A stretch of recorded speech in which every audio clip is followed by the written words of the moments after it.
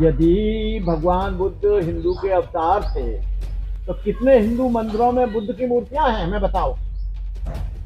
कितने हिंदू मंदिरों में बौद्ध भिक्षु हैं पूजा के लिए। कितने हिंदू मंदिरों में भगवान बुद्ध की मूर्तियां एक में बता दीजिए। ये अलग है कि भगवान बुद्ध की मूर्तियों को तुमने कपड़ा पहनाकर उनको विकृत कर दिया हो।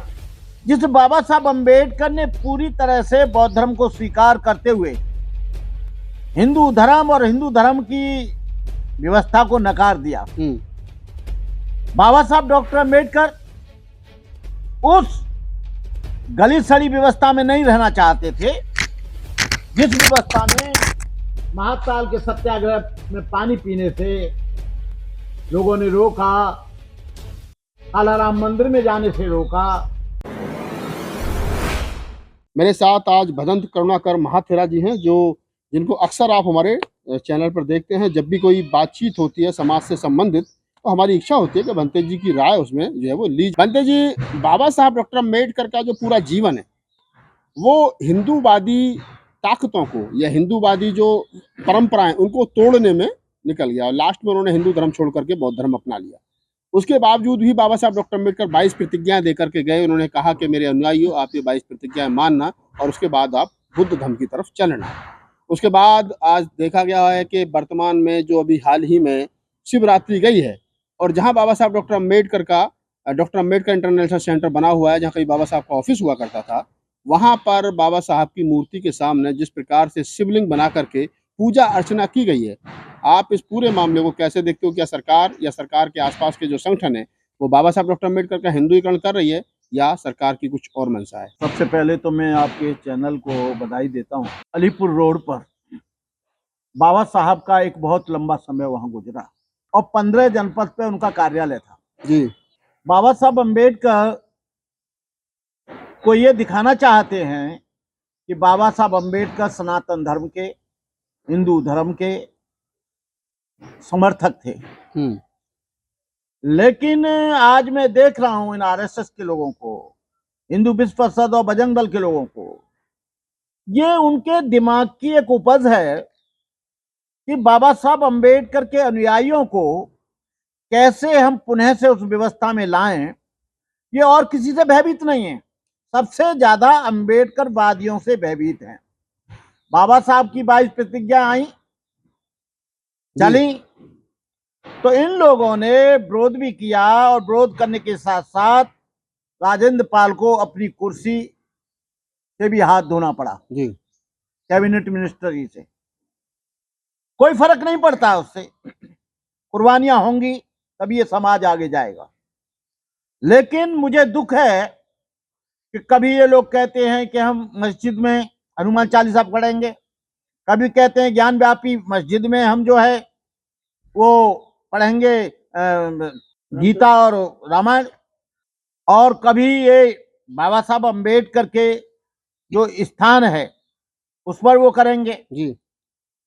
जिस बाबा साहब अंबेडकर ने पूरी तरह से बौद्ध धर्म को स्वीकार करते हुए हिंदू धर्म और हिंदू धर्म की व्यवस्था को नकार दिया, बाबा साहब डॉक्टर अंबेडकर उस गली सड़ी व्यवस्था में नहीं रहना चाहते थे जिस व्यवस्था में महाकाल के सत्याग्रह में पानी पीने से लोगों ने रोका, कालाराम मंदिर में जाने से रोका, और गाड़ी चलाने में उनको नीचे पटक दिया।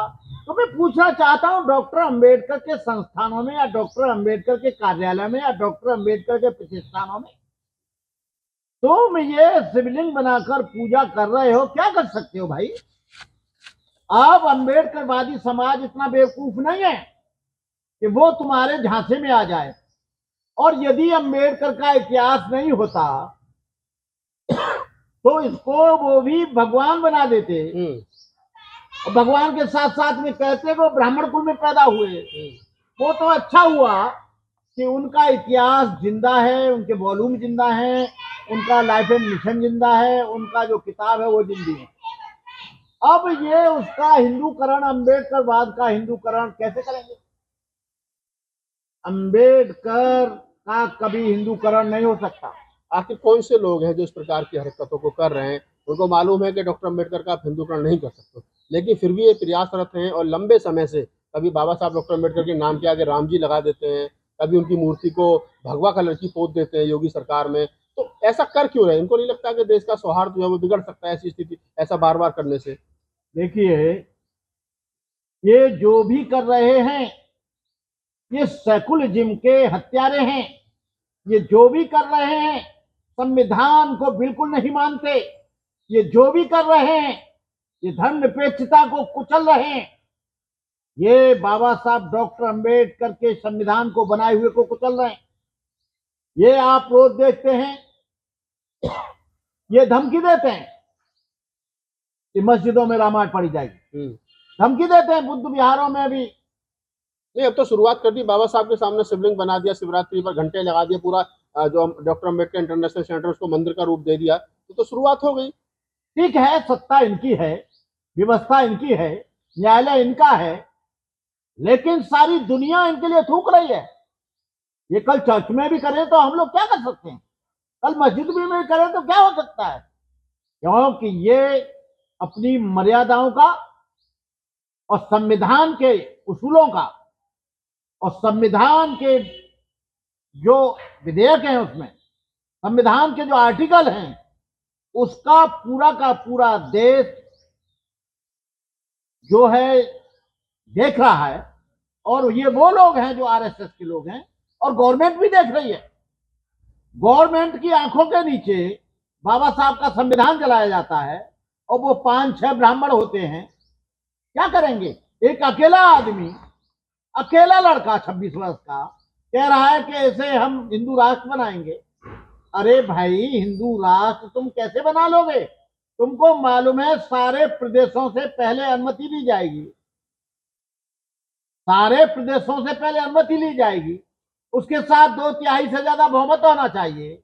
2/3 बहुमत के साथ साथ वो राष्ट्रपति के पास जाएगा और तब भी न होगा जब तक एक भी आदमी इसका विरोध करेगा, तब तक हिंदू राष्ट्र नहीं बन सकता। तुम अकेले ही बैठे बैठे कथा। अच्छा बनते जी, एक बात बताइए, क्या मजबूरी है इनको कि कभी कहते हैं कि बुद्ध जो थे विष्णु के 9वें अवतार थे, कभी कहते थे कि डॉक्टर अम्बेडकर जो है वो हिंदू धर्म के बड़े कट्टर समर्थक थे और अब उन्होंने जिस प्रकार से हरकत करी है, तो डॉक्टर अम्बेडकर को और बुद्ध को क्यों हिंदू बनाने पर तुले हैं? अच्छा, डॉक्टर अम्बेडकर का विरोध भी हो रहा है, डॉक्टर अम्बेडकर को बाहर भी बैठाया जा रहा है, डॉक्टर अम्बेडकर को पानी का घड़ा छूने से ही मना किया जा रहा है, डॉक्टर अम्बेडकर को मकान भी रहने के लिए नहीं मिल रहा है, डॉक्टर अम्बेडकर के नाई बाल काटने से मना कर रहा है। ये किस धर्म की व्यवस्था थी? हिंदू धर्म की व्यवस्था थी।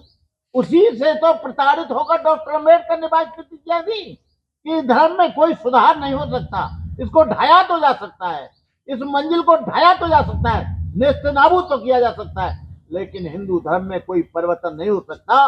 क्योंकि जो ब्राह्मणवादी लोग हैं वो अपनी सर्वोच्चता को खोने के लिए तैयार नहीं, वो अपनी महत्ता को खोने के लिए तैयार नहीं, वो अपने महत्व को कम करने के लिए तैयार नहीं, वो जातिवादी धारणा से उसको देख रहे हैं।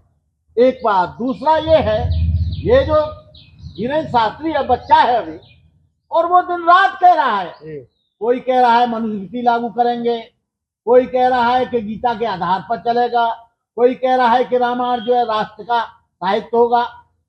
अरे भाई, तुम्हारे कहने से संविधान में कहीं भी नहीं है।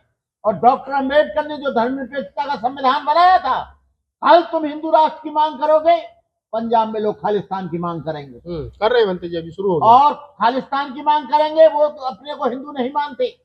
ईसाई अपनी स्थान की मांग करेंगे, बौद्ध अपने स्थान की मांग करेंगे, जैन अपने स्थान की मांग करेंगे, पारसी अपने स्थान की मांग करेंगे, और मुस्लिम तो यहाँ पर 20 व 30 करोड़ है, वो तो निश्चित रूप से करेगा। अच्छा बनते जी, आपने बागेश्वर धाम की बात कही, एक सवाल जो है मेरे मन में आ गया आपसे बात करते हुए कि पिछले दिनों बागेश्वर धाम का जो भाई है, जो धीरेन्द्र शास्त्री का भाई है, उसने एक दलित समाज की बारात में घुस करके जाति सूचक शब्दों का इस्तेमाल किया, गाली गलौज की, फायरिंग की और कहा कि तुम यहाँ शादी क्यों कर रहे हो, बागेश्वर धाम में जाकर के क्यों नहीं कर रहे हो, वहाँ करते तो आपको उनका जो सामूहिक विवाह का प्रोग्राम था वो सफल हो जाता। तो आपको लगता है कि अभी तक उसके SC ST एक्ट में मुकदमा दर्ज होने की गिरफ्तारी नहीं हो पा रही है, सरकार के दबाव में है या सरकार साथ में खड़ी है? शालिग्राम गर्ग, देखिए वहां पर SP शर्मा है,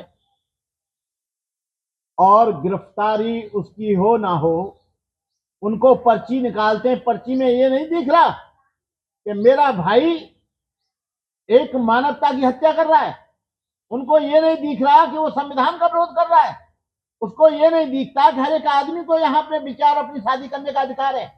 तो मुसलमानों से कहो कि बागेश्वर धाम जाओ, बौद्धों से कहो कि बागेश्वर धाम जाओ, ईसाइयों से कहो कि बागेश्वर धाम जाओ, मुसलमानों से कहो कि बागेश्वर धाम जाओ, जैनों से कहो कि बागेश्वर धाम जाओ, सिखों से कहो कि बागेश्वर धाम जाओ। क्यों जाएगा भाई? किस लिए जाएगा? मुसलमान अपनी मस्जिद में जाएगा, ईसाई अपने चर्च में जाएगा, बौद्ध अपने बुद्ध विहार में जाएगा, जैन अपने जैन मंदिर में जाएगा, ईसाई अपने चर्च में जाएगा। अरे तुमने ठेका ले लिया है धर्मनिरपेक्षता की हत्या कर रहे हो, तो शादी करो, क्या को शादी करेंगे? और उसको बचाया नहीं जाना चाहिए, उसे तुरंत अरेस्ट करना चाहिए और कड़ी धाराओं में उसको वो करना चाहिए। यदि भगवान बुद्ध हिंदू के अवतार थे तो कितने हिंदू मंदिरों में बुद्ध की मूर्तियां हैं, हमें बताओ। कितने हिंदू मंदिरों में बौद्ध भिक्षु हैं पूजा के लिए? कितने हिंदू मंदिरों में भगवान बुद्ध की मूर्तियां एक में बता दीजिए। ये अलग है कि भगवान बुद्ध की मूर्तियों को तुमने कपड़ा पहनाकर उनको विकृत कर दिया हो। वैसे तिरुपति का मंदिर, जगन्नाथपुरी का मंदिर, ये सब बौद्धों के हैं, लेकिन वहां पर नीचे जो रखा है गर्भगृह में, वहां से अलग से क्यों नहीं रखे तुमने मूर्ति? कहीं तो मूर्ति नहीं है। और भगवान बुद्ध के धर्म में अवतारवाद है ही नहीं, बुद्ध का अवतार नहीं होता है। बुद्ध एक स्थिति होती है जो सोतापन्न होता है, सगनागामी होता है, अनागामी होता है, अरहंत होता है, वही बुद्ध होता है। बुद्ध का अवतार नहीं है, हमारे बौद्ध धर्म में उसका अवतार नहीं है। बुद्ध कोई भी हो सकता है। आपसे भदंत करुणाकर महाथेरा जी, इनसे बातचीत करने का मेरा उद्देश्य इस था कि एक बौद्ध भिक्षु होने के नाते और एक सामाजिक अम्बेडकरवादी होने के नाते वो क्या सोचते हैं कि बाबा साहब डॉक्टर अम्बेडकर का जिस प्रकार से हिंदुत्वकरण किया जा रहा है तो वो कैसे रुक सकता है, और उसमें उनके क्या विचार हैं। जिस प्रकार से लोग, हिंदूवादी लोग कहते हैं कि बुद्ध जो है विष्णु के 9वें अवतार थे और बाबा साहब डॉक्टर अम्बेडकर तो हिंदू धर्म के बड़े पोषक थे।